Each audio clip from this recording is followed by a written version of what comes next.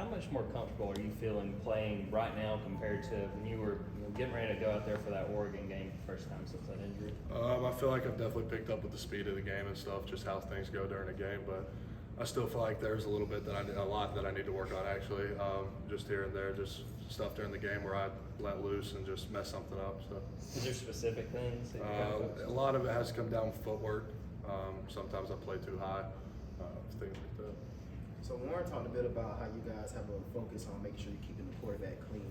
What is your mentality going into each one of these games, making sure that you can do that? Searles preaches sacks and TFLs will lose this game, so we believe in that. We try to keep Stetson untouched the whole game, which of course that hasn't worked out like we would want it to, but that's our goal going into every game. It appeared like the interior line had some struggles. Now you say that you guys never punted and you had 500 and something yards offense, but it seemed like there were some struggles in the interior line in particular. They run that odd front. Was that kind of at issue there, or what was your thoughts on kind of some of those breakdowns? I think we just have to play to our standard, and I don't think some of us did that game, not me in particular. I think there's a lot of things that we can work on against that.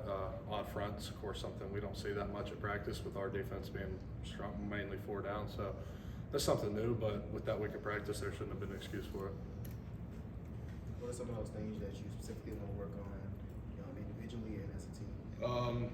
Personally, hat placement in the run game, footwork in all parts of my game, hands. And as a unit, as our offensive line, it's still being physical every game, coming in, setting the standard every day. What are some of the obstacles in just playing on the road at night, and how do you guys work past that? Noise is always a big speed bump there, but we work on it every day. We're on our indoor, and they're blaring crowd music, and I still haven't heard a stadium louder than that. So we feel if we're comfortable doing it in that, then we can do it anywhere. They said, I guess pretty stout guys up front, right? What's your observations of what you guys are facing? They're really physical. They can all play ball. It's a really good defense line, and we're gonna have our work cut out. You ever been to Missouri during the recruiting visit? I never went. Did Have not. you heard anything about it? I remember their offensive line coach at the time had reached out to me a couple times, but other than that, I've never really looked into it. Going back to your days at Darlington, what did you learn from Coach Tommy Atha, coming through that program? Accountability. He developed me as a man, not only as a player but a man. Really learned everything from him. He's a great guy, huge Christian, believer in Christ. So he preached that to us every day, and I think I learned a lot from it. It's a lot to explain from that. How do you implement accountability on your offensive line? No excuses. If you mess something up, own up to it. Don't have an excuse for it. Tate, I think you kind of talked about this after the game Saturday, but how did you just feel physically having to play 4 quarters in that game? I mentioned my conditioning. I felt pretty good, but I feel like conditioning is something I can always improve on. I don't think you're ever in good enough shape because there's some points during the game after a long drive later in the game that you're going to be tired. And of course, the goal is always to not be in that situation, but it's going to happen. But it's definitely something I want to work on. How excited are you guys to have that night game atmosphere? I think everybody's really excited for it. We haven't had one yet. It's been a while. So night games are a big deal for everybody, even the fans for the other team, our fans, our players. It's a great environment to go into and play. As an offensive lineman, what's it like having someone like Brock who can get the ball in a handoff and, like we saw Saturday, take it 75 yards, just having someone of that ability in this offense? Like I just mentioned, those long drives, he can cut those short with one play. So it's great having him out there. Playing next to Amarius Mims, how have you seen him grow and improve over the course of the season, and what does he bring to this offensive line? Mims is an extreme talent. I think just looking at him, you can tell that. Playing next to him, he's definitely grown with his physicality and understanding the game. You can tell just playing next to him. He brings a good attitude, and he's just a great guy to be around. He's the biggest guy you've ever played with, right? 100%. Him or Devin. Mm-hmm. Him, and what's been your observations of his relationship with Warren? Because Warren really seems to have taken him under his wing and really helped him show him the ropes. Warren tries to do that with all of our tackles. I think Warren's a great leader. He doesn't show it as much vocally, like out in front of everybody, but behind the scenes, he's really a vocal leader, trying to help everybody, and their relationship's really close. What's been your impressions of Bear Alexander going up against him in practice? The kid's explosive. He's really explosive. He can make plays. strong, physical, quick, really quick off the ball.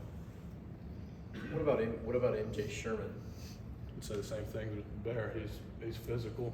He's really physical. He's strong. He's fast.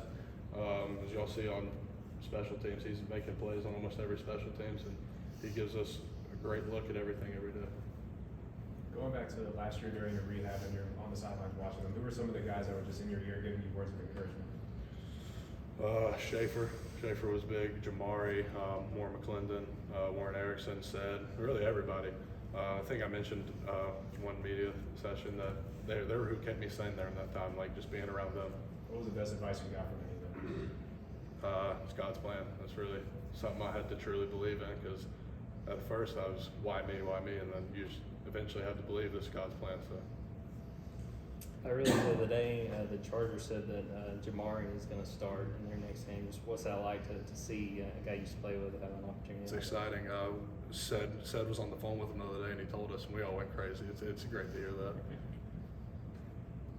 You, as far as the Liz Frank fracture that you had, obviously that's a serious deal. Do you have like things you still have to do for maintenance or special insoles or any kind of stuff that you have to do preventative wise? I wear insoles, and I still work on my calf strengthening just because I was so immobile for so long. I still get treatment on it just because it has its days where it bothers me and days that it feels like nothing ever happened. Talking about protecting Stetson, it seemed like there had been you seen him do a little more juke moves out there, taking guys out. I mean, what's been y'all's take on that this year? He's just showing his athleticism. He does it in practice. I've just seen it in games kind of different, just other guys. It's just crazy to see. How much do you think he's catching people off guard with some of those moves? A lot. You I know? don't think looking at him you'd think he's about to hit you with that, but he does. Yeah. What's it like as a lineman just understanding that you got a quarterback that can move? I mean, we've seen a few plays this year where he's kind of scrambled back there, but what's kind of the mindset you have to take knowing that that's something he can do? I think we still try to take the mindset that we don't have a mobile quarterback, trying to keep that pocket as clean as possible for him to make throws, which is our goal going in every game. Keep him untouched, make him have to do the least work possible, sit back there and throw the ball.